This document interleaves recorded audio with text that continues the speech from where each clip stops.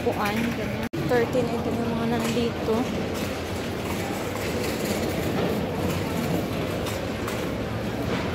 Ganyan yung mga table na liit.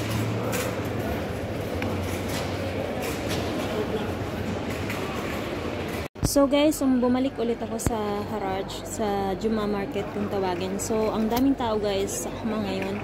So, ang dami-dami pwedeng bilhin dito guys. So, may mga shanta, may traveling bag, ganun. Shanta. Lakad. Meron din sila dito mga ganyan.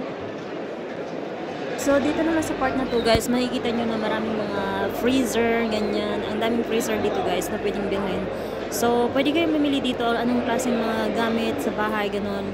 Marami. So, ito naman dito sa side na to is marami silang mga kortina, lahat-lahat. Meron dito, may 1.5, may 2KD. Ang gaganda ng mga kortina guys.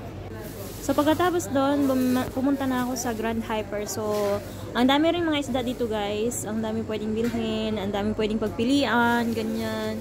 Meron din sila mga crabs, ganun. So, ang dami-dami mga isda guys. May isda sa bato, ganyan. May tilapia, lahat meron sila guys dito. So, kung gusto nyo pumunta guys, punta lang kayo sa Parwania Friday Market. So, eto na lahat ng pinamili ko. Umalis na ako dun sa pumunta na pala ako sa counter. So, thank you guys for watching. Bye!